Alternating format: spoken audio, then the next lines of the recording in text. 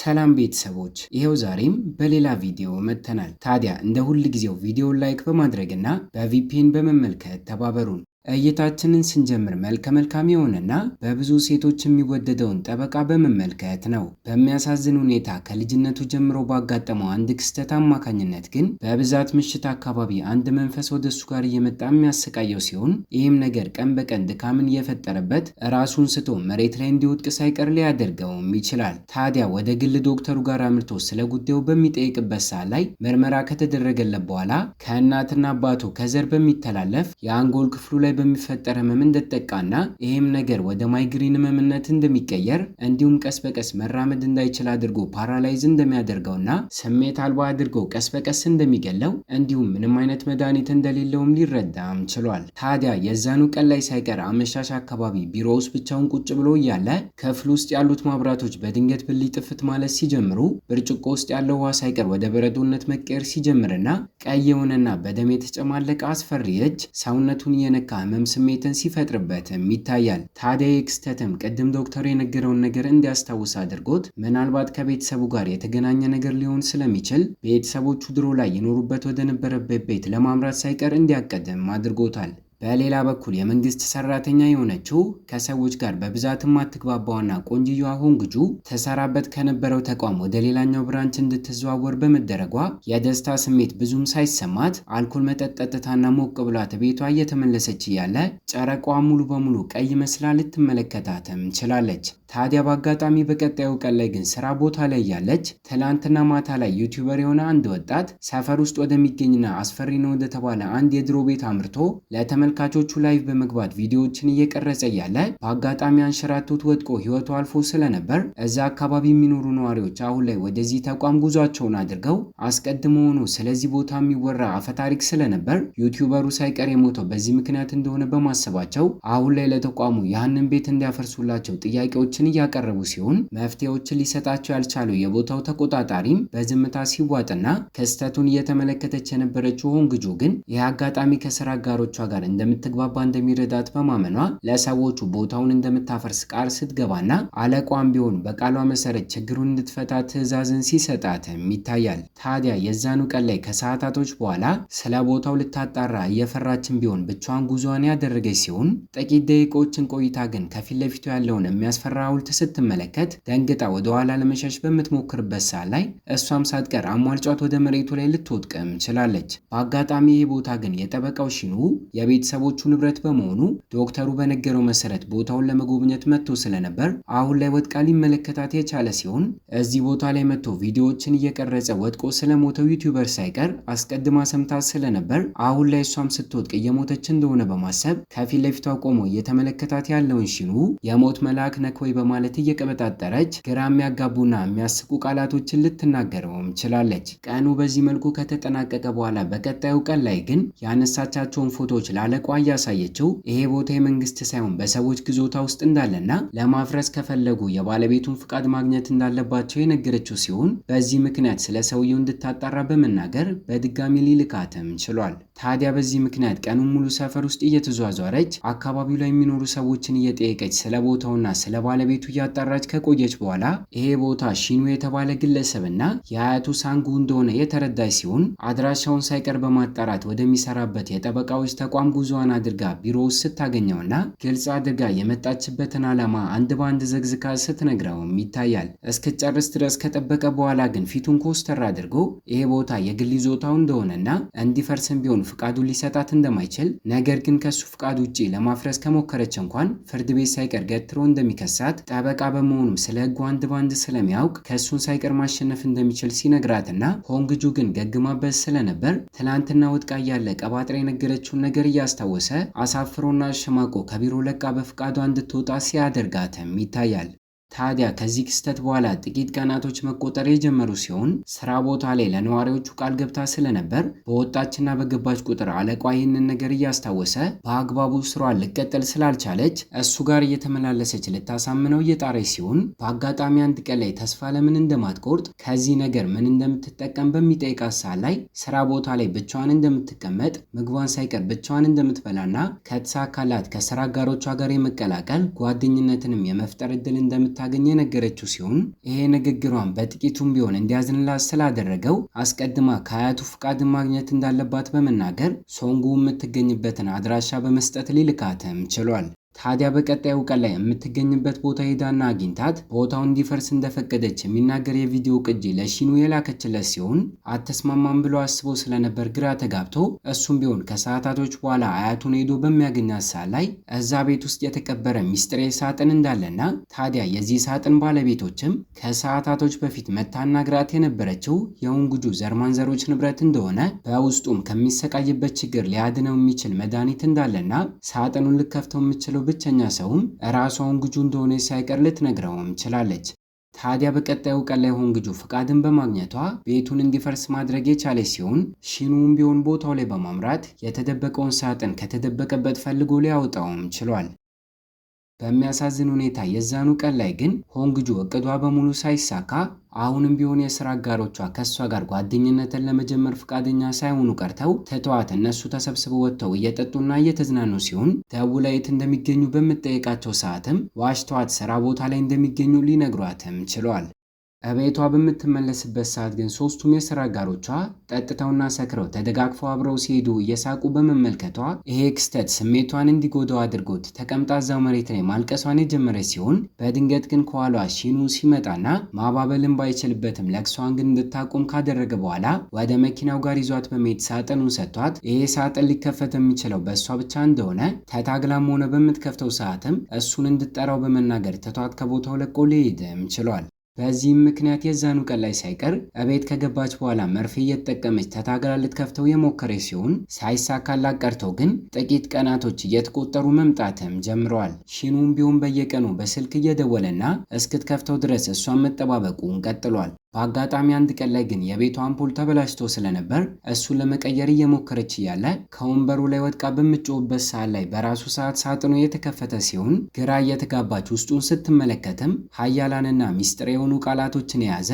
አንድ መጽሐፍን ልታገኘም ችላለች። ይህንን መጽሐፍ የጻፈችውም ሃንሴዮ የተባለች የድሮ ምትሃተኛ ሴት ስትሆን በመጽሐፉ ውስጥም ልጅን ለመውለድ ሀብትን ለማግኘት እንዲሁም ፍቅርን ሳይቀር ለማስያዝ የሚረዱ የተለያዩ ምትሃታዊ ቃላቶች ተጽፈውበትም ይገኛሉ። እውነተኛ ነገር ነው ብላ ባታምንም ፍቅር ማስያዝ እንደምችል የተጻፈውን ነገር ካነበበች በኋላ ግን ስራ ቦታ ላይ ጠበቃ የሆነውና የአይን ፍቅር ያስያዛትን ጄኪዮን ግን እንድታስታውስ ግን ሊያደርጋትም ችሏል። ባለፉት ቀናቶች ውስጥ ከእሷ ጋር ለመቀራረብ ሲል ሺኑ እዚሁ ካምፓኒ ውስጥ ከእሷ ጋር አብሮ ስራዎችን ጀምሮ ስለነበር በቀጣዩ ቀን ጠዋት ላይ ውስጥ ላይ ስታገኘው ሳጥኑን መክፈት እንደቻለችና በውስጡም ሃንሴዮ የተባለ ሴት የጻፈችው መጽሐፍ እንዳገኘች የነገረችው ሲሆን ይህም ነገር መፍትሄን ያገኘ በሚመስል መልኩ ደስተኛ ሲያደርገውና ቀኑ በፍጥነት እስኪመሽና ስራዋን እስክጨርስ ድረስ የቻኮለ ከጠበቀ በኋላ መጽሐፉን ለመመልከት ማታ ላይ አንድ ላይ ወደ ቤቷ ያመሩ ሲሆን ከፍቶ በሚያነበው ሰዓትም ከህመሙ እንዲድን የሚረዳውን ነገር እንደተጻፈ ሳይቀር ሊመለከትም ችሏል። እየሳቀችበትና በፈገግታ ተሞልታ እየተመለከተችው እሷ የምትፈልገው ነገር ሳይቀር ውስጥ ላይ እንደተጻፈና መጽሐፉን እንደምትፈልገው በመናገር የቀማችው ሲሆን ተከትሎ በማስቆምም ውስጥ ላይ ከተጻፉት መካከል ሁሉንም መውሰድ እንደምችል እሷ አንዱን ብቻ እንደሚፈልገው ሲነግራትና እሷም እየሳቀችበት ቆንጆ የሚያደርገውን ጽሑፍ ግን እንደማይጠቀመው ስትነግረውም ይታያል። ከዚህም ክስተት በኋላ ጥቂት ቀናቶች መቆጠር የጀመሩ ሲሆን የስራ አጋሮቿ በድጋሚ ከእሷ ጋር መቀራረብን ፈልገው ስላልነበር ግን አንድ ቀን ላይ ከስራ ሰዓት በኋላ ብቻቸውን ባር ውስጥ እየጠጡና እየተመገቡ እያለ አብራቸው መሆንና ከነሱ ጋር ጓደኝነትን መጀመር እንደምትፈልግ ስትነግራቸውና በአጋጣሚ የአይን ፍቅር ያስያዛት ጠበቃ ጄኪዮንግና ሺኑ ወደ ባሩ እየገቡ ስለነበር ግን አለቋ ጎትቶ ከጎናቸው እንድትቀመጥ ሲያደርጋት ይታያል። ከምንም ነገር በላይ ያስገርማት ደግሞ ሴቶቹ ሁለቱ የሥራ አጋሮቿ ቆንጆ በመሆኑ ገና ሺኑን ሲመለከቱት እሱን ለመመሰጥ መሞከራቸው ነበር። ሰዓታቶችንም አንድ ላይ የተመገቡ ከቆዩ በኋላ ከሁሉም ተቀጣሪዎቹ አስበልጦ ጄኪዮንግ ታታሪ በመሆኗ እሷን እያደነቀና እያበረታታ የቆየ ሲሆን ይህም ነገር እየወደደኝ ነው በማለት እንድታስብ ሲያደርጋት ጨርሰው ከቦታው ለቀው እየወጡ እያለ ሳይቀር ቅድም ስትበላ ልብሷን ወት ነክቶት ተመልክቶ ስለነበር ከመኪና ውስጥ አውጥቶ ልክ እንደ ስጦታ ሌላ ቲሸርትን ሲሰጣትና ፊቷ በአንድ ጊዜ በፈገግታና በደስታ ሲሞላ እሱም ተገርሞ ከቀድሙ ይልቅ ለምንድነው በአንዴ እንዲህ ደስተኛ ሆንሽው በማለት በሚጠይቃት ሳለ ላይ ይህንን አጋጣሚ ተጠቅማ እንደተመቻትና ከእሱ አይነ ፍቅር እንደያዛት ሳይቀር የነገረችው ሲሆን በድንገት ፊቱ ተቀይሮና ኮስተር ብሎ ግን ከስራ የዘለለ ነገር እንደማይመቸውና በአጭሩ ተስፋ እንድትቆርጥ በመናገር ትቷት ከቦታው ለቆ ሲሄድ ሺኑም ቢሆን እዛ ቦታ ላይ ቆሞ ስታወራ ሰምቷት ስለነበር ብቻዋን እስክትሆን ድረስ ጠብቆ እንዴት በጥቂት ቀናቶቹ ስላወቀችው ሰው ፍቅርሽን ባንዴ ልትነግሪው ቻልሽ በማለት የበለጠ እንድታፍር ሳይቀር ሊያደርጋትም ችሏል። በቀጣዩ ቀን ላይ ግን ወደ ስራ ቦታ በምታመራበት ሰዓት ላይ ትላንትና ፍቅሯን ስትናዘዝ ሌላ ተቀጣሪ ሰምቶ ስለነበር ስራ ቦታ ላይ ወሬውን እንዲሰራጭ አድርጎና ጣት እሷ ላይ እንዲጠቋቁሙባት ያደረገ ሲሆን ትላንትና አብሯት የነበረው ሺኑ በመሆኑም በተሳሳተ መንገድ እሷን ብትሆን ወሬውን ያሰራጨው እሱ ነው በማለት ገምታ ጥፋተኛ አድርገውና ወደ ቢሮ በማምራት እየጮኸችበትም ይገኛል። ልክ እንደሷ የጄኪዮንግ ስምም ቢሆን ጠፍቶ ስለነበር ይቅርታ ልጠይቀው ደጋግማ ብትደውልለትም ስልኳን ግን ያላነሳላት ሲሆን ይህም ነገር የበለጠ እንድትናደድ አድርጓት ከስራ ሰዓት በኋላ ጠጥታ ስትሰክርና በሞቅታ ስሜት ውስጥ ሆና ቤቷ ከገባች በኋላ መጽሐፉን እያነበበች እሱን ፍቅር ለማስያዝ የሚረዳትን ነገር ቀላቅላ መስራት ሳይቀር ስትጀምርም ይታያል። ሺኑ ግን ጨርሳ እስክታቆም ድረስ በዛ መንፈስ አማካኝነት የህመም ስሜት የበለጠ እየተሰማው ነበር። ታዲያ በቀጣዩ ቀን ላይ ስራ ቦታ ላይ ስብሰባ ስለነበር እሱ የሚቀመጥበት ቦታ ላይ ቀላቅላ ትላንት የሰራችውን ነገር እንዲጠጣው ያስቀመጠችለት ሲሆን ለደቂቃዎች ያክል ካሁን አሁን ይጠጣዋል በማለት መጠባበቋን ስቀጥልና በአጋጣሚ ስልክ ተደውሎላት ስለነበር ግን አውርታና ጨርሳ በምትመለስበት ሰዓት ላይ ያስቀመጠችው ብርጭቆ ግማሹ ተጠጥቶ ሲጠብቃትና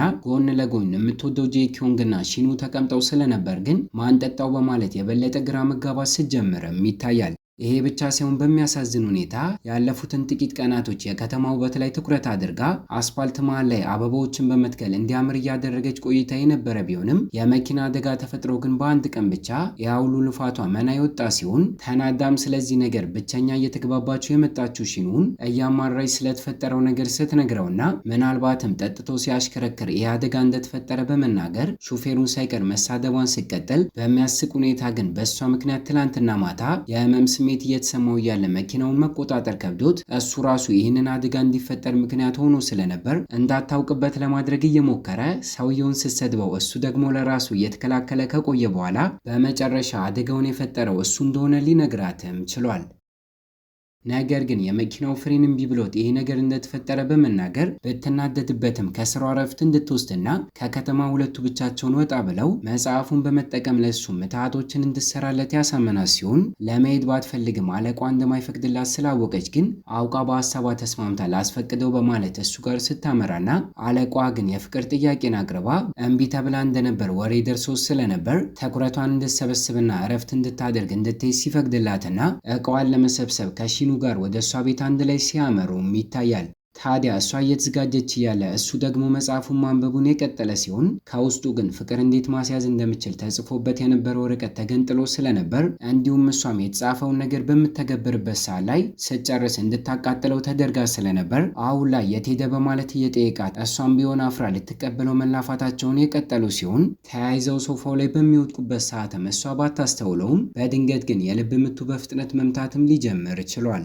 አንድ ሰው ላይ ምትሃቱን እንደተጠቀመችበት ካመነችለት በኋላ ሳጥኑን እንደከፈተችው ነግራው የመጀመሪያ ቀን ላይ ባሳየችው ሰዓት ላይ አይምሮ ፈጣን በመሆኑ ሙሉ መጽሐፉን ሸምድዶ በአይምሮ እንደያዘው ሳይቀር ሊነግራትም ችሏል። በሌላ በኩል የምትወደው ጄኪዮንግ ደግሞ ፍቅሯን ስትናዘዝ ተቀርጾ የተለቀቀውን ቪዲዮ ካየ በኋላ እዚሁ አብራ ወደ ምሰራዋና ወደ ለቀቀችው ሴት ጋር በማምራት ጠበቃ በመሆኑ በሕግ ነገር እንደሚያስቀጣት ሳይቀር አሳውቆ በፍቃዷ እንድትደልተው ያደረጋት ሲሆን እነ ሺኑ ደግሞ በሌላ በኩል እቃቸውን ሰብስበው ከጨረሱ በኋላ ለሰዓታቶች ከከተማ ውጪ በመኪና ጉዟቸውን ሳይቀር ሲያደርጉም ይታያል። ታዲያ እዛው መኪና ውስጥ እንዳለው እሷ እንቅልፍ እየወሰዳትና እሱ ደግሞ አተኩሮ በተመለከታት ቁጥር ምክንያቱም ባያውቆም የልብ ምቱ ግን ፈጥኖ መምታቱን እየቀጠለ ወደሚፈልጉበት ቦታ የደረሱ ሲሆን አስቀድሞ መድኃኒቱን ለመስራት የሚረዳቸውን ቅጠላቅጠል ለማግኘት ግን ጫካ ውስጥ ገብተው ማፈላለጋቸውን ሲቀጥሉና ድሮ ላይ የተሰራበት እርግማን እንዳለና ለዚህ ነገር መድኃኒቶችን ልሰራለት እንደሆነ እየነገራት ለሰዓታቶች ያክል ፈልገው ቅጠሉን ካገኙት በኋላ ምሽት እስኪሆን ድረስ በመጠበቅ ወረቀቱ ላይ በተጻፈው መሰረት ቅጠላ ቅጠሉን በመቀላቀልና መድኃኒቱን በመስራት ወረቀቱ ወደ አመድ እስኪቀየር ድረስ ከጨረሰች በኋላ ስታቃጥለውም ይታያል። ታዲያ ወዲያውኑ የተለየ ስሜት እሱን መሰማት የጀመረው ሲሆን ምሽት በመሆኑና ከዚህ በኋላ ወደ መንደራቸው መመለስ ስለማይችሉም እዚሁ አካባቢ በሚገኝ አንድ ቤት ውስጥ እስከ ጠዋት ድረስ አብረው ለማሳለፍ ካቀዱ በኋላ ሁለቱም ወደ መኝታ ክፍላቸው የገቡ ሲሆን አሁን ያደረገችው ነገር ተሳክቶ እሱ ከህመሙ ካገገመ በተመሳሳይ መልኩ አስቀድሜ የሰራችው የፍቅር መድኃኒትም ሳይቀር እንደሚሰራላት በማመኗ እሱ ቢተኛም እንቅልፍ ሳይወስዳት ግን መዳንና ለመዳኑን ለማረጋገጥ እየሞከረች ይገኛል። የመኝታ ክፍሉን በር ብታንኳኳም ጭልጥ ያለ እንቅልፍ ውስጥ ሆኖ ግን ሊከፍትላት ያልቻለ ሲሆን በህልሙ ሳይቀር ጭራሹኑ ከብዙ ዓመታቶች በፊት አንዲት ታዳጊ ከዛፍ ላይ ፍሬም ማውረድ ከብዷት ስትንጠለጠልና ከኋላው አንድ ወንድ በመምጣትም በማውረድ ሲረዳት የተመለከተ ሲሆን ይህም ክስተት ዛሬ ጫካ ውስጥ ቅጠልን እየፈለጉ ያለ ቁመቷ አጥሮ እሷ ለመቀንጠስ በምትታገልበት ሰዓት ላይ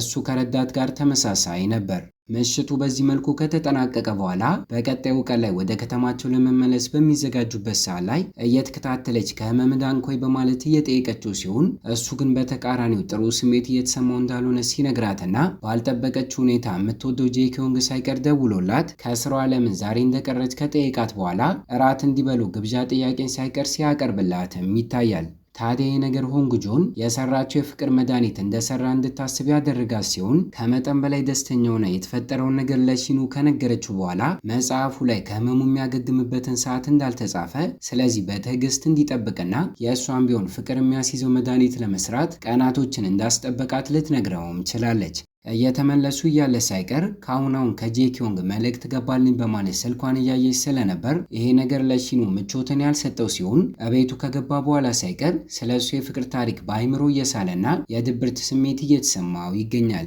ይሄ ብቻ ሳይሆን ፍቅረኛው የነበረችው ሴት ሳይቀር ወደ ቤቱ የመጣች ሲሆን ቀን በቀን ለእሱ ያለው ፍቅር እየጠፋ መጥቶ ስለነበር ግን በተደጋጋሚ ግንኙነታቸው እንዲቋረጥ ሌላ የሚወዳትን ሰው እንድትፈልግ ቢነግራትም ከልቧ ተወደው ስለነበር ግን ረጋ ብሎ እንዲያስብበት ጊዜን እየሰጠችው እስካሁን በሀሳቡ ሳትስማማና ግንኙነታቸው ሳይቋረጥ አብረው ሊቀጥሉም ችለዋል። የማይደርስ ነገር የለምና ሆንግጁ ከምትወደው ጄኪዮንግ ጋር የተቀጣጠረችበት ቀን የደረሰ ሲሆን እየወደዳት የመጣ በሚመስል መልኩ ስለ ሁለቱ ባሰበ ቁጥር ራሱን መቆጣጠር እየከበደው የመጣው ሺኑም ቢሆን ረዳቱን በመጠቀም ጄኪዮንግ እና እሷ የተቀጣጠሩበትን ቦታ እንዲያጣራለት ካደረገ በኋላ ባይፈልግም የቀጠሮ ቦታቸው ላይ ግን ራሱን ሊያገኘው የቻለ ሲሆን እየሳቀች ከሱ ጋር ስታወራ በተመለከተ ቁጥርም የበለጠ የቅናትና የንዴት ስሜት እየተሰማው ይገኛል። ታዲያ ከዚህ ቀደም ስለሰራችው የፍቅር መድኃኒት ነግራው ስለነበር ግን ስራ ቦታ ላይ በመመለስ ከደህንነት ካሜራዎች መድኃኒቱን ቀላቅላበት አስቀምጣለት የነበረውን ውሃ የጠጣው ጄኪዮንግ ሳይሆን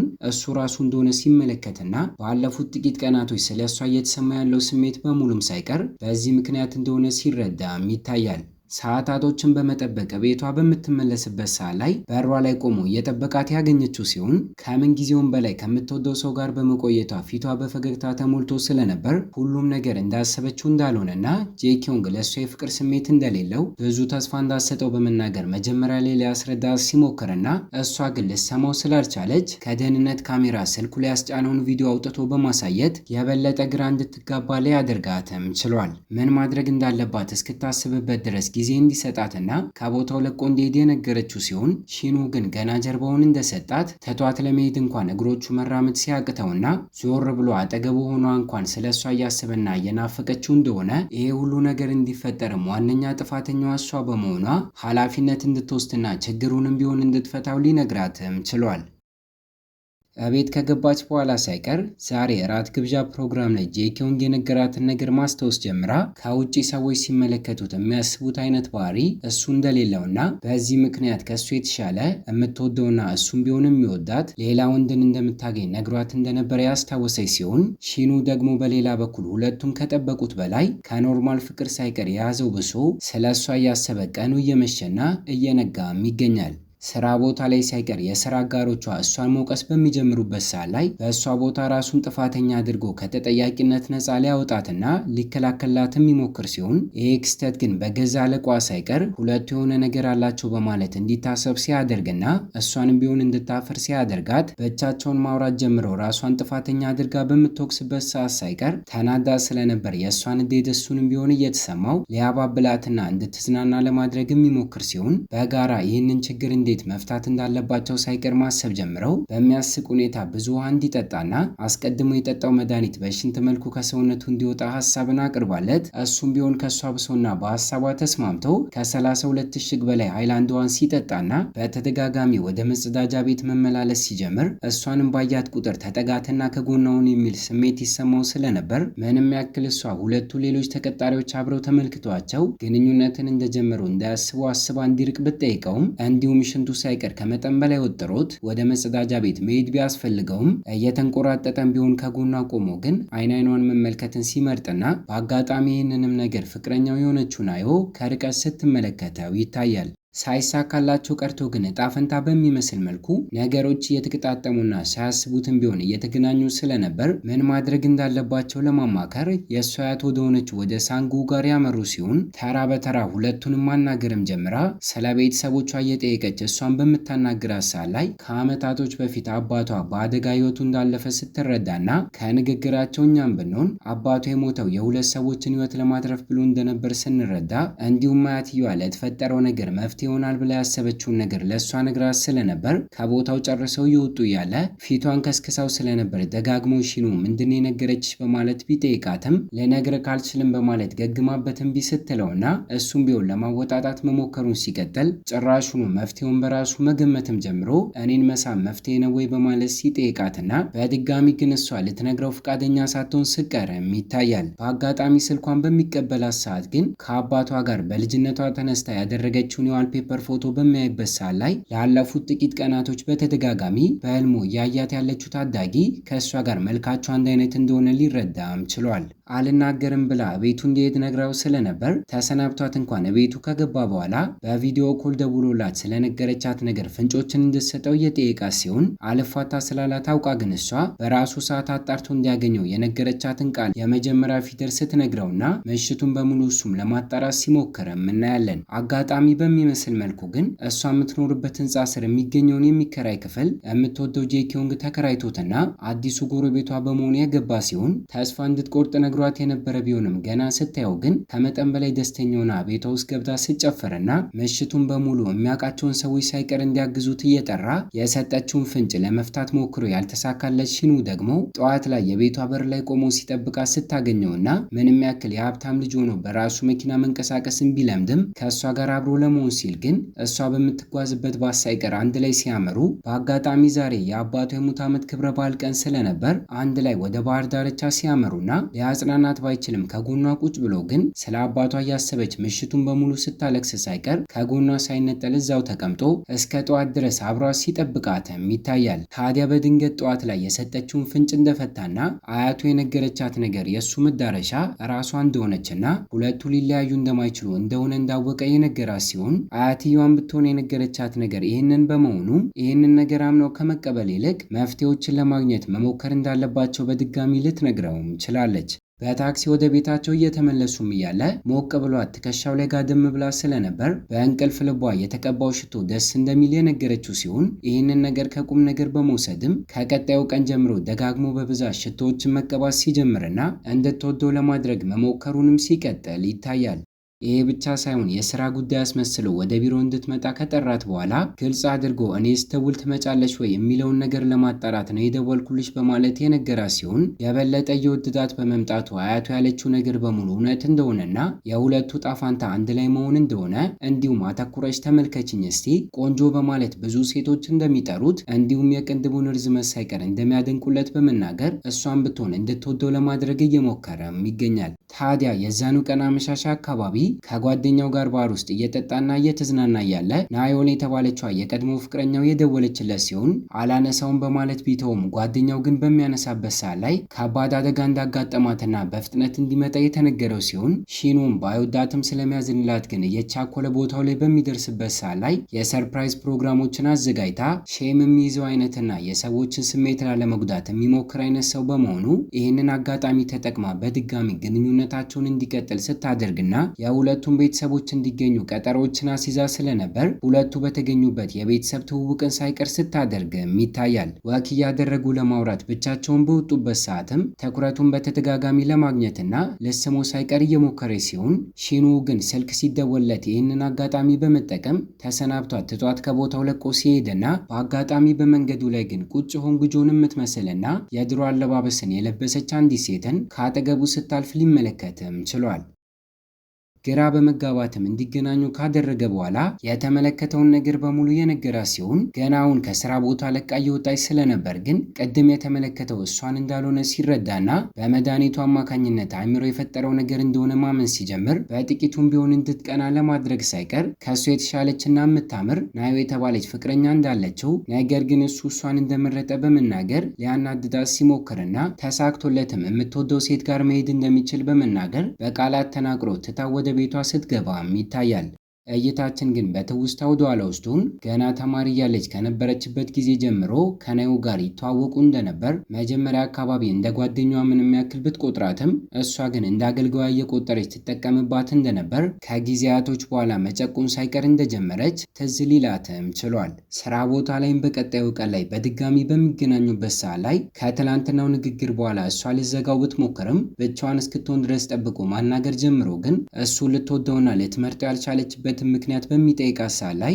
የፍቅረኛ ምርጫዋ ከሱ የተለየ እንደሆነና አንተ ረጅምና ቆንጆ ነክ እንዲሁም ከመጠን በላይ ጢባር እንዳለበት ልትነግረውም ችላለች። ከስራ ሰዓት በኋላ ደግሞ አስቀድሜ እንደነገርኳችሁ የምትወደው ጄኪዮንግ አዲስ ጎረቤቷ በመሆን ገብቶ ስለነበር ከሱ ጋር ለመቀራረብ ባይጠይቃትም የቤቱ በር ላይ አበባዎችን በመትከል ልታሳምርለት ስሞክርና ይህንን ክስተትም ካስተዋለ በኋላ እራት አንድ ላይ እንዲበሉ ግብዣን ሳይቀር ሊያቀርብላትም ችሏል። ደስተኛም ሆና ቤቷ በመግባት ልብሷን ከቀየረች በኋላ እሱ ቤት ውስጥ እየበሉና እየጠጡ ማውራት የጀመሩ ሲሆን በተቃራኒው ሺኑ ደግሞ ከደቂቃዎች በፊት ከእሷ ጋር ተገናኝቶ የነበረ ቢሆንም ናፍቆቷ ሲብስበት ግን ደጋግሞ እሷ ጋር መደወሉን ሲቀጥልና ከጄኪዮንግ ጋር አሪፍ ጊዜ ለማሳለፍ ብትሞክርም እሱ ግን ሲረብሻት ደጋግማ ብዘጋበትም እሱ መደወሉን በመቀጠሉ ግን ሁኔታውን ጄኪዮንግ አስተውሎ እንድታወራ አውቆ ከቦታው ለቆ ሲወጣና ከአንዳንድ እሷም ስልኩን በማንሳት ምን አባክ ፈልገህ ደወልክ ማለት እስኪቀራት ድረስ ድምጿን ከፍ አድርጋ ስትቆጣውና ተመልሶ ጄኪዮንግ በሚመጣበት ሰዓት ሳይቀር እየጮኸ የነበረው ድምጿ በአንድ ጊዜ ለስለስ ብሎ በመቅለስለሱ ሺኑ ሳይቀር ከወንድ ጋር እንደሆነች ሊገምትም ችሏል። ይህም ነገር ከመጠን በላይ ስላናደደው ከቀጣዩ ቀን ጀምሮ እሷን መጨቅጨቁን ያቆመ ሲሆን ልክ እንደ ድሮ ደጋግሞ እሷ ጋር መደወሉን በሚያቆምበት ሰዓት ላይ ፈልገውና አስበው ባይሆንም ደጋግማ ግን ከአሁን አሁን ይደውላል በማለት ስልኳን መመልከቷን ስቀጥልና ምግብን አብሯት እየተመገበ የነበረ ታዳጊ ሕፃን ሳይቀር የምትጠብቂው ስልክ አለ ወይ በማለት ጠይቆ እንድታስተውለው ሲያደርጋትም ይታያል። ምሽት አካባቢም ስለ እሷ እያሰበ እስኪበቃው ድረስ ጠጥቶና ሰክሮ መኪናውን እየነዳ ቤቱ እየተመለሰ እያለ ከዚህ ቀደም ሰክራና ትከሻው ላይ ጋደም ብላ የነገረችውን ነገር ማስታወስ ጀምሮ ታዳጊ ያለች ትምህርት ቤት መሄድ አስጠልቷት ስለነበር ለአባቷ ትምህርቷን እንዳቋረጠች ነግራው እንደነበር እሱም ቢሆን ሊጫናት ስላልወደደ ራሷን እንድታዝናና ወደ ባህር ዳርቻ አንድ ላይ ለመዝናናት ይዟት እንደሄደና ደስተኛው ነው አሪፍ ጊዜን እያሳለፉ የነበረ ቢሆንም በአጋጣሚ ከጎናቸው እየተጫወቱ የነበሩ ሁለት ህጻናት ግን ውሃ ውስጥ ገብተው ህይወታቸው ሊያልፍ በሚደርስበት ሰዓት ላይ እነሱ ለማትረፍ ውሃ ውስጥ ገብተው ቢሳካለትም እሱ ግን በዛኑ ቅጽበት እንደሞተ የነገረችው ሲሆን እይታችንም ቢሆን በትውስታ ወደኋላ ይወስደንና የእሱ ፍቅረኛ የሆነችው ናዮን ትምህርት ቤት ውስጥ ጨቁናትና ታሰቃያት ስለነበር ከእሷ ለመሸሽ ብላ ትምህርቷን ባታቋርጥ ኖሮ ምናልባት አባቷ በህይወት ይኖር እንደነበር በማሰቧ ይሄ ነገር አሁን ድረስ እንደሚጸጽታት ልንመለከትም ችለናል። ከትውስታችን ስንመለስ ሺኑ ከጠጣ በኋላ ቤቱ ለማምራት ቢያቅድም ሳያስበው ግን ራሱን መቆጣጠር ከብዶት ለሹፌሩ እሷ ቤት እንዲያደርሰው ጠይቆ ስለነበር አሁን ላይ በሯ ላይ ቆሞ ራሱን ያገኘው ሲሆን ቀኑን ሙሉ ስላልደወለላት እሷን ብትሆን ግራ ተጋብታ ቤቷ ውስጥ ቁጭ ብላ ስልኳን እየተመለከተች እያለ እየተንገዳገደ የቤቷን በር አንኳኩቶ እንድትከፍተው ሲያደርግና ገና ስትመለከተው ደስተኛ ብትሆንም ኮስተር ለማለት ስትሞክር ግን ስለሰከረም ወደ ውስጥ እንዲገባ ልትጠይቀው ብትሞክርም በአጋጣሚ አዲሱ ጎረቤቷ ጄኪዮንግ መጥቶ ስለነበር ግን እጅ ለእጅ ተያይዘው በሚመለከትበት ሰዓት ላይ ፍቅረኛ እያለ ከእሷ ጋር ምን ታደርጋለህ በማለት ሲጠይቀውና ለእሷ ሳይቀር ፍቅረኛ ካለው ሰው ጋር ምን ትሰሪያለሽ ከማይሆን ሰው ጋር ጊዜሽን አታጥፊ በማለት ሊመክራት ሲሞክርም ይታያል። ሰክሮ ስለነበር ግን በመኪና ቤቱ እየሸኘችው ያለ ጥቂት እንደተጓዙ ከመኪናው ወርደውና ተቀምጠው እንዲያወሩ ያደረገ ሲሆን በሞቅታ ስሜት ውስጥ ሆኖ እስከዛሬ ስለሷ አስባ ታውቅ እንደነበር ሲጠይቃት ልታጽናናው በሚመስል መልኩ እሷን ብትሆን እንደሚናፍቃት እየነገረችው ማውራታቸውን ሲቀጥሉና ሊስማት ሳይቀር ወደ እሷ ጋር ሲጠጋም ይታያል። በመቀጠልም እይታችን በቀጣዩ ቀን ላይ ከእንቅልፉ ሲነቃ ትላንትና ማታ የተፈጠረውን አንድም ባያስታውስም እርቃኑን ግን ቦክሰር ብቻ አድርጎ ተኝቶ ሊያገኘውም ችሏል። ፍቅረኛው የነበረችውን ናዮልን ብትሆን ከልቧ በሚመስል መልኩ ከሆንግጆ ጋር እንዲገናኙ ካደረገች በኋላ ሃይስኩል ላይ ላደረገቻት ነገር በሙሉ ይቅርታ ስትጠይቃትና ቂምን ቶሎ የምትረሳው አንጆን ብትሆን ይቅርታ ስታደርግላት፣ ነገር ግን ናዮል በፈገግታ ተሞልታ ከቦታው ለቃ ስትወጣም ይታያል። ቤቷ ከገባችን በኋላ ሙሉ ጨረቃን እየተመለከተች ትላንትና ሺኑ ሰክሮ ያላትን ነገር ማስታወስ ጀምራ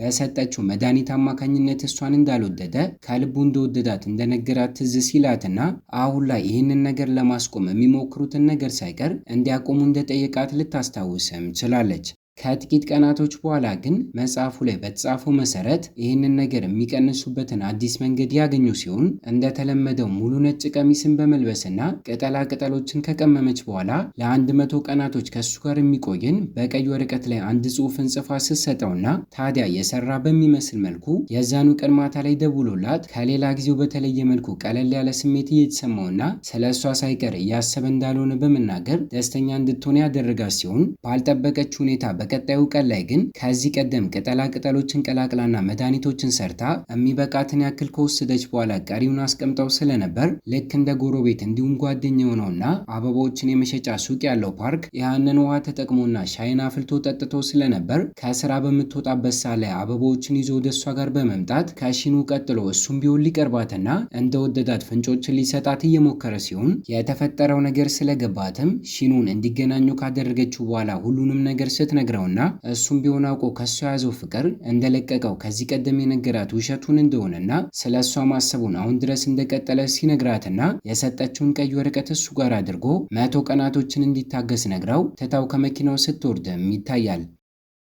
ኪሱ ውስጥ የነበረውንም ወረቀት አውጥቶ በሚመለከትበት ሰዓት ላይ ከመጽሐፉ ጋር ተመሳሳይ ቃልን እንዳልጻፈችበት ያስተዋለ ሲሆን እቤቷ ከመግባቷ በፊት አስቁሞም ሲያሳያትና ሆንግጆን ብትሆን በሰዓቱ አፍጦ እየተመለከታት ስለነበር ተደነባብራ በስርዓት እንዳልጻፈችው ስትነግረው ስለዚህም ነገር እያወሩ እያለ በድጋሚ ጄኪዮንግ ሲመጣባቸውና ስለ ሁለቱ ግንኙነት በድጋሚ መጠየቅ በሚጀምርበት ሰዓት ላይ አንድም ሳያስቀሩ ስለ መድኃኒቱም ሆነ በመድኃኒቱ አማካኝነት ከእሷ ፍቅር እንደያዘ ሁሉንም ነገር ሲነግሩትና ስለ እንደነዚህ አይነት ነገር በቅጡ እውቀት የሌለው ጄኪዮንግ ደግሞ ሳያምናቸው ቀርቶ ጭራሹን እሱን ከሷ ካራቀ በስተቀር ለፍቅረኛው ናያን አባት ሁሉንም ነገር እንደሚናገርበት ሲነግረውና ከዚህ ቀደም የፍቅር ጥያቄዋን ውድቅ ቢያደርግባትም አሁን ላይ ግን በጊዜያቶች ውስጥ እየወደዳት የመጣ በሚመስል መልኩ በቻለው አቅም ከሷ ሊያርቀው ሲሞክርም ይታያል። ታዲያ ከቀጣዩ ቀን ጀምሮ ልትርቀው ብትሞክርም ፓርክ ሳይቀር ከሷ ጋር ለመቀራረብ መሞከሩን የቀጠለ ሲሆን ስለዚህም ነገር ሺኑ በማወቁ የሚሰራበት የአበባ መሸጫ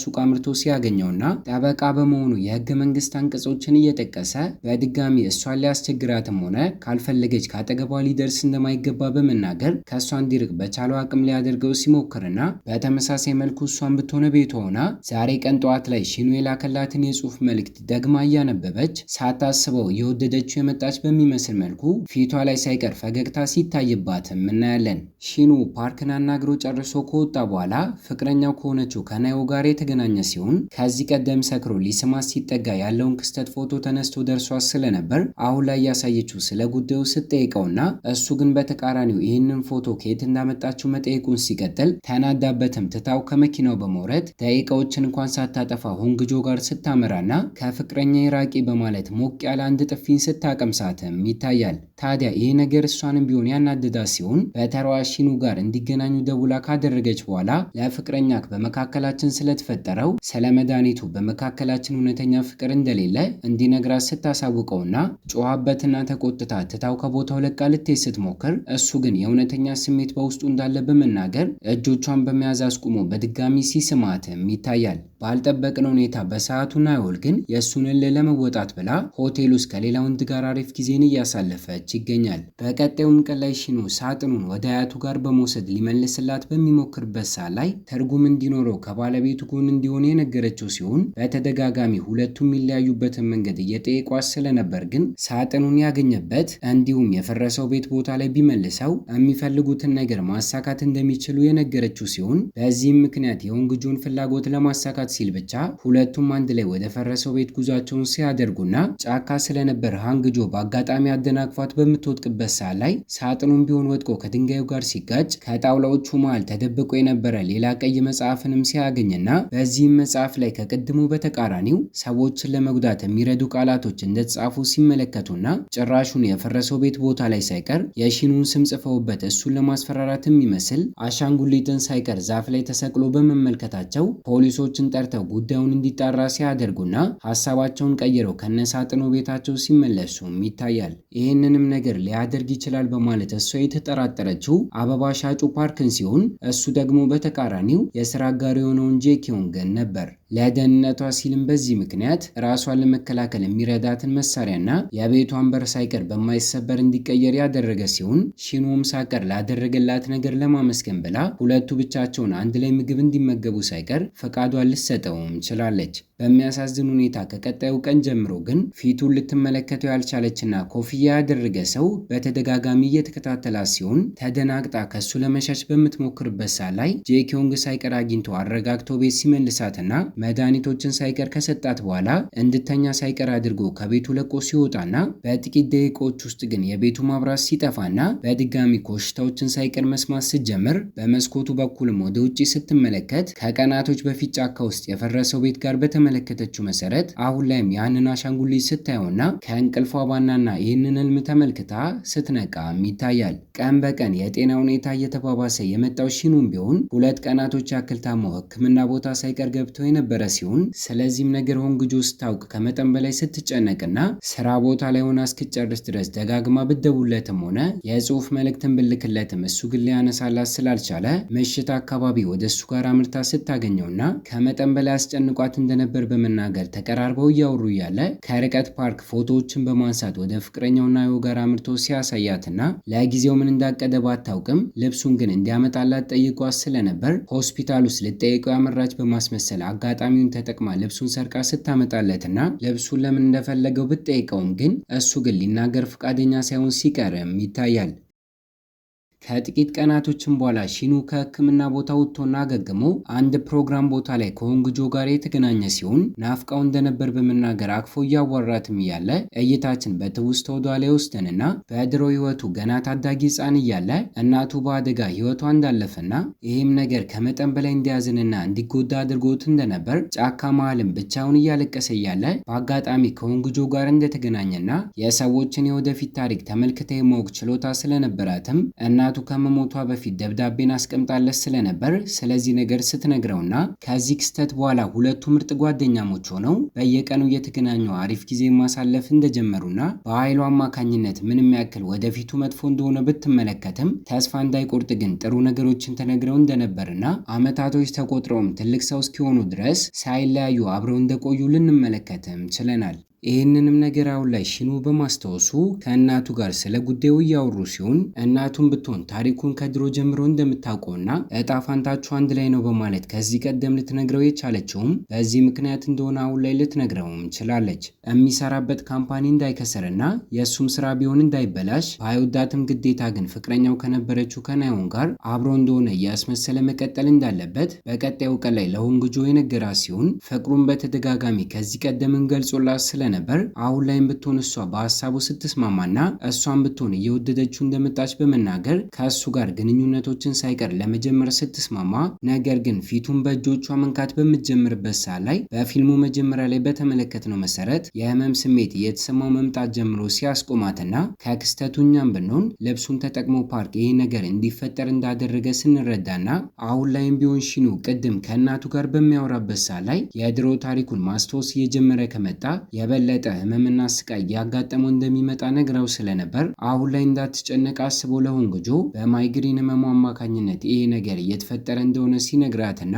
አቅፏት ደስተኛ እንድትሆን ካደረገ በኋላ ስለሱ መጨነቅ እንድታቆም ሲያደርጋትም ይታያል። ከዚህም ክስተት በኋላ ሚስጥሬ ግንኙነትን ጀምረው የተለያዩ ልብስ መሸጫ ሱቆች አምርተው ስጦታዎችን ሲገዛላት እያወሩና ወክ እያደረጉ አሪፍ ጊዜ ማሳለፍ ሲጀምሩ በስልክና በቴክስት እንዲሁም ቪዲዮ ኮል ሳይቀር በየቀኑ ማውራታቸውን ሲቀጥሉና በአጠቃላይ ደስ የሚል ጊዜያትን አብረው ሲያሳልፉም ይታያል። ጭራሹኑ በአጋጣሚ አንድ ቀን ላይ አብረው እየተጓዙ ያለ ተወደው የነበረው ጄኪዮንግ አንድ ላይ የተመለከታቸው ሲሆን እነሱም ቢሆኑ ሳያሹት ግንኙነትን እንደጀመሩ ግልጽ አድርገው ሲነግሩትና እሱም ቢሆን ግንኙነታቸውን አምኖ ሲቀበል ሺኑ ፍቅረኛው ከሆነችው ከናዮል ጋር ደግሞ ከዚህ ቀደም ሁለቱን ለማጣላት ብላ አውቃ እሷን የአባቷን ስልጣን በመጠቀም ከዚህ ተቋም ወደ ሌላ ብራንች እንድትዘዋወር ለማድረግ ሞክራ ስለነበር ይህንን ነገር ሺኑ በማውቁ አሁን ላይ ከእሷ ጋር መቀራረቡን እንኳን ሲያቆምና ብትደውልለትም ሆነ በአካል ልታናግረው ብትሞክርም ሆንግጆ እንደሚወዳት ግልጽ አድርጎ በመናገር ከአጠገቡ እንድትርቅና ተስፋ እንድትቆርጥ ለማድረግ እየሞከረ ይገኛል።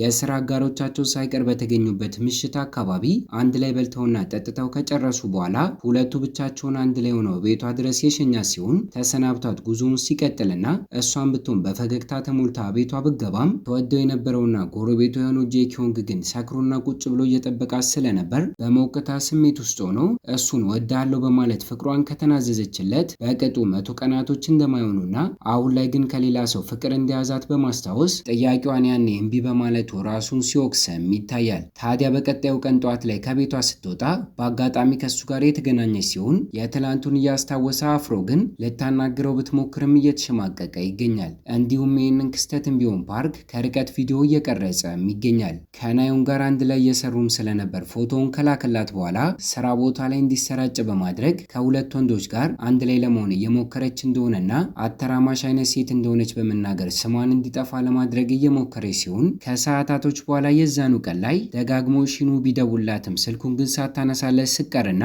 እይታችንን ቢሆን ወደ እሷ ጋር በሚወስደን ሰዓት ላይ ሳታስበው በፓርክ ታግታና ራሷን እንድስት አድርጎ ጉድጓድ ውስጥ ከቶ ከነ ህይወቷ ሊቀብራት ሲሞክር የሚያሳየን ሲሆን ሆንግጆን ብትሆን ህልም በሚመስል መልኩ የድሮ ታሪኳን ማስታወስ ጀምራ በህፃንነቷ እሱን በምትተዋወቅበት ሰዓት ላይ ስም እንዳልነበራትና ሃንሶ የሚል ስምንም ሳይቀር ያወጣላት እሱ እንደሆነ እንዲሁም በሰዓቱ የእሱም ስም ሳይቀር ሙጂን እንደሆነ ትዝ ሊላትም ችሏል። ከትውስታችን ስንመለስ ሲኑ ደጋግሞ እየደወለላትና ሳያገኛት ቀርተው ቀን ወደ ምሽትነት የተቀየረ ሲሆን እሷን ብትሆን ወደ ራሷ ስትመለስ ራሷን ጉድጓዱ ስታገኘውና ቦታው ላይ ፓርክ ባይኖርም እርዳታዎችን ግን እየተጣራች ቆይታ ሺኑ ራሱ መጥቶ ከጉድጓዱ ውስጥ እንድትወጣ ሲረዳትም ይታያል። እንድትረጋጋ ካደረጋት በኋላ ገፍትሮኛል በማለት ተጠራጥራ የነበረችው ፓርክን በመሆኑ ከቀጣዩ ቀን ጀምሮ ማስረጃን ለማግኘት እሱን ተጠራጥረው መከታተልና ማጣራት የጀመሩ ሲሆን ተደብቆ እሱም ቢሆን እያንዳንዱ እንቅስቃሴያቸውን እየተከታተለም ይገኛል። ስራ ቦታ ላይ ቢሮ ውስጥ የሚገኘው አበባ ስር ሳይቀር ህመሙን እንዲጨምርበት የሚያደርገውን መድኃኒት አድርጎ ስለነበር ቀናቶች እየተቆጠሩ በመጡ ቁጥር የበለጠ እየታመመና ጭራሹኑ አንድ ቀን ላይ ሊፍት ውስጥ ራሱን ስትወድቆ ያገኘችው ሲሆን ሕክምና ቦታ ተወስቶና ተመርምሮ እንዲነቃ ከተደረገ በኋላ ቤቷ በመመለስ መጽሐፉን ተጠቅማ መፍትሄን ለማግኘት በምትጥርበት ሰዓት ላይ በድጋሚ የድሮ ታሪኳን ማስታወስ ጀምራ ይህንን መጽሐፍ ሳይቀር ስትጽፈው ትዝ ሊላትም ችሏል። ከሆስፒታሉ ለቆ ከወጣ በኋላ ግን ምንም ነገር እንዳልተፈጠረ በድጋሚ አዲሱ ፍቅራቸውን ማጣጣማቸውን የቀጠሉ ሲሆን የቀድሞ ፍቅረኛው ናዮል ሳትቀር ዳይሬክተር ሊ ከተባለው ግለሰብ ጋር አንድ ላይ ሆና በስራ ጉዳይ በማስመሰል ከሱ ጋር እንዲገናኙ ባደረገችበት ሰዓት ላይ ምንም ያክል ከዳይሬክተር ሊ ጋር ዛሬ የመጀመሪያ ቀኗ ስትገናኝ እንደሆነ ብታስመስልም ሺኑ ግን በፈገግታ ተሞልቶ ሁለቱ አብረው እንደሚሄዱና አሪፍ ጥንድ ይወጣቸዋል ያላቸው ሲሆን እይታችንም ቢሆን በትውስታ ወደኋላ ይወስደንና ከዚህ ቀደም ከሆንግጆ ጋር አንድ ላይ የተነሳውን ፎቶ በስልኳ ባሳየችው ሰዓት ላይ በአጋጣሚ እሷን ከዳይሬክተር ሊ ጋር አንድ ላይ ሆና የተነሳችውን ፎቶ አይቶባት ስለነበር እስከሚበቃት ድረስ አሁን ላይ እንድታፈርና እንድትሸማቀቅ በማድረግ ትቷት ከቦታው ለቆ ሲወጣም ይታያል።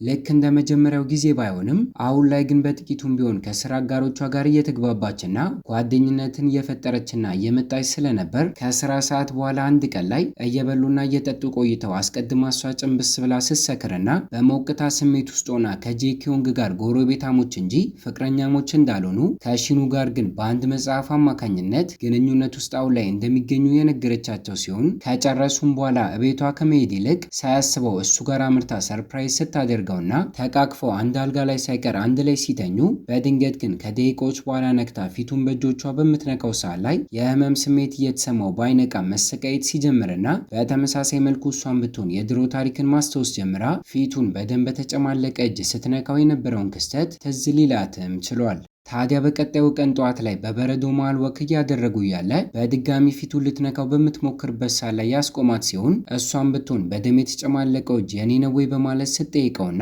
በድጋሚ በትውስታ እይታችንን ቢሆን ወደ ኋላ ውስጡን ድሮ ላይ የገደላት እሱ ራሱ እንደነበረና እሷን ብትሆን ከመሞቷ በፊት እንዲሰቃይ የረገመችዋ ሴት ሳትቀር እሷ እንደሆነች ልንመለከትም ችለናል። ስለ ሁሉም ነገር እንድታስብበት ጊዜ እንዲሰጣት በመጠየቅም ጥቂት ቀናቶችን ግንኙነታቸውን እንዲቋረጥ ያደረገች ሲሆን እናቱ ሶንጉ ጋር ሳይቀር አምርታ የድሮ ታሪካቸውን ሙሉ በሙሉ በመርሳት በንጹህ ልብ እሱን ከአዲስ ልትወደው እንደምትፈልግና እንዴት አድርጋ የሁለቱን ቁርኝት መስበር እንደምትችል ብትጠይቃትም ጊዜያቶች ቢፈጁም በሁለቱ ቀረቤታ መካከል ግን እሱ ቀን በቀን እየታመመና እየባሰበት እንደመጣ ታዲያ በዚህ ምክንያት ሞት በመካከላቸው እንዳለ የነገረቻት ሲሆን በአጋጣሚ የዛኑ ቀን ምሽት አካባቢ ሳይቀር ከቤተሰቦቹ ጋር ምግብ እየተመገበ ከቆየ በኋላ እናቱ ለፍቅረኛው የሚበላ ነገርን እንዲወስድላት በመናገር ልካው ስለነበር አሁን ላይ ደስተኛ ሆኖ እሷን ለማግኘት ቤቷ ቢመጣም ሃንግጆ በተቃራኒው ከዚህ ቀደም ሰጥቷት የነበረውን የእጅ ሐብል ስጦታ ስትመልስለትና ምክንያቷን በሚጠይቃት ሰዓትም እሷ በቀረበችው ቁጥር አይኖቿ እያየ ሲሞት መመልከት እንደማትችልና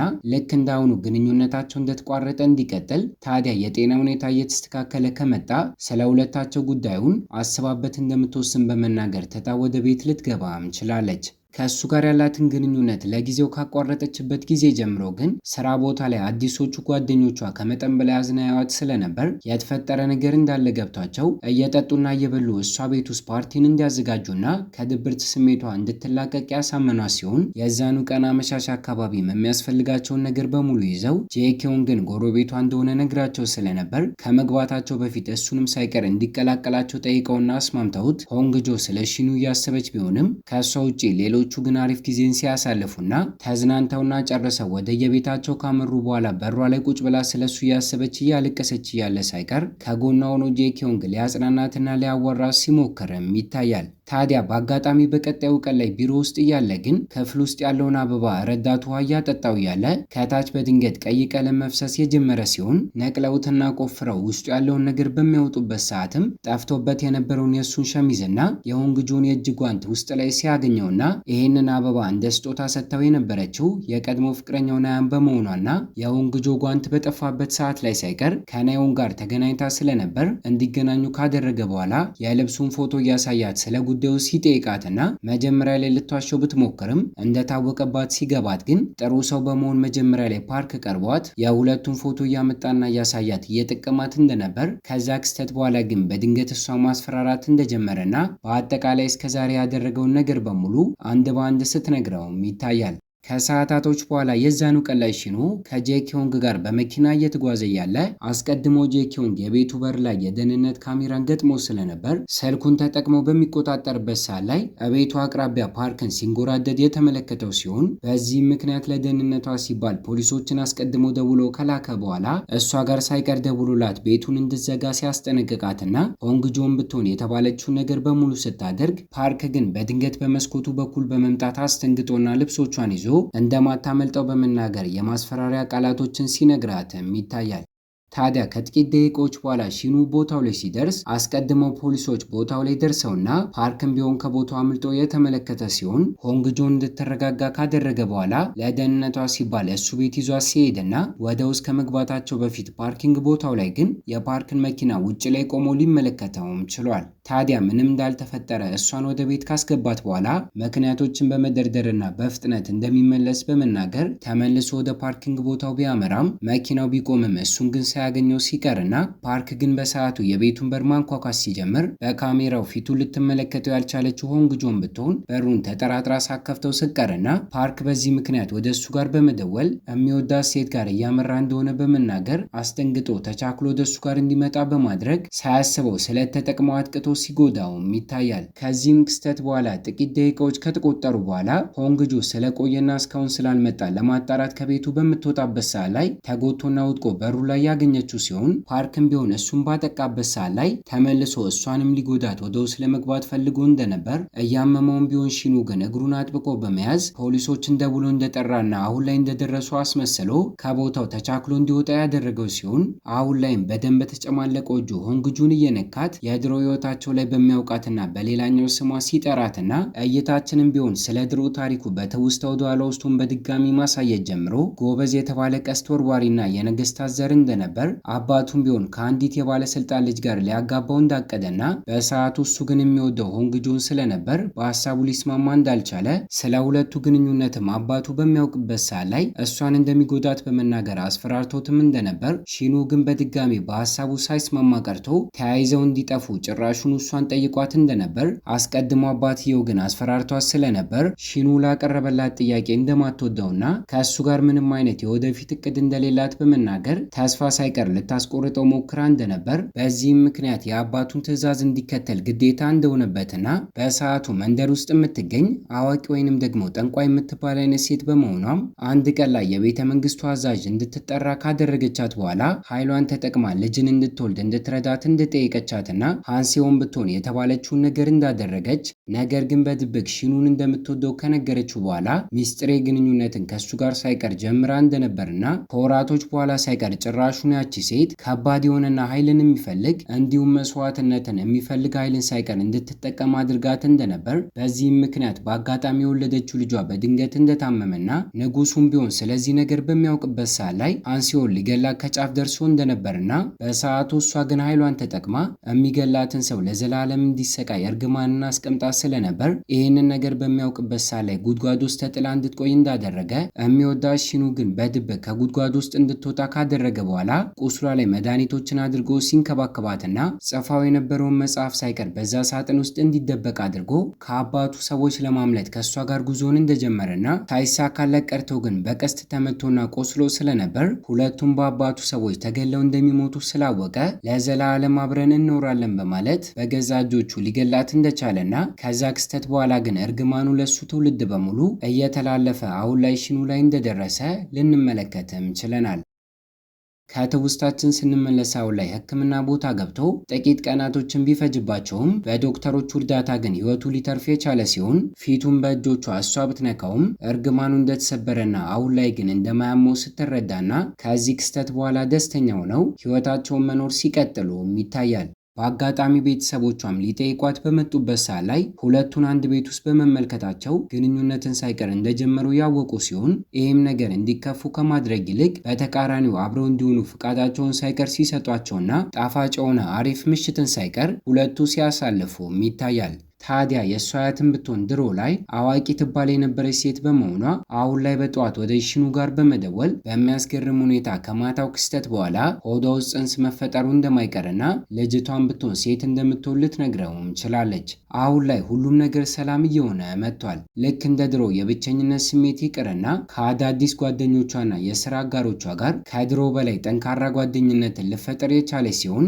እስካሁን በፖሊሶች ቁጥጥር ስር ሊገባ ያልቻለው ፓርክ ግን በፊልሙ የመጨረሻ ትዕይንት ላይ እርዳታን ያስፈልገው ሽማግሌ ያስመስለው አንድ ሰውን እሷ ጋር በመላክ ራሷን እንድስትና ታግታ ወደ እሱ ጋር እንድትመጣ ሊያደርጋት የቻለ ሲሆን ከነቃች በኋላ ልታመልጠው ብትሞክርም ተከትሎ በመያዝ ግን እጅና እግሮቿን በገመድ ሲያስራትና ቀኗ ወደ ምሽትነት እስኪቀየር ድረስ ከጠበቀ በኋላ እኔና አንቺ በቀጣዩ ህይወት አንድ ላይ መሆን አለብን በማለት አስቀድሞ አዘጋጅቶት የነበረውን ፈሳሽ ነገር በጉልበት እንድትጠጣ ሲያደርግና ፕሮሰሱን ከመጨረሱ በፊት ግን ቦታው ላይ ሺኑና ፖሊሶች መጥተው በቁጥጥር ስር እንዲውል ሲያደርጉት እሷንም ብትሆን ወደ ሕክምና ቦታ ሲወስዷትና በሰዓቱ ደርሰውላት በዶክተሮቹ እርዳታ ህይወቷም ሳይቀር ሲተርፍም ይታያል። ፓርክም ቢሆን ፖሊሶች ምርመራ በሚያደርጉበት ሰዓት ላይ እስከዛሬ የሰራውን ወንጀል ማመን ጀምሮ ከ5 ዓመታቶች በፊት ባለቤቱን ሳይቀር እንደገደላት አምነው የብዙ ዓመታቶች እስር ፍርድ ሊፈረድበትም ችሏል። በሌላ በኩል ናዩን ደግሞ ሚስጥሬ ፍቅረኛው የነበረው ዶክተር ሊ እንዲያገባትና አብረው እንዲሆኑ ብትጠይቀውም እሱ ግን ሳይስማማ ሲቀርና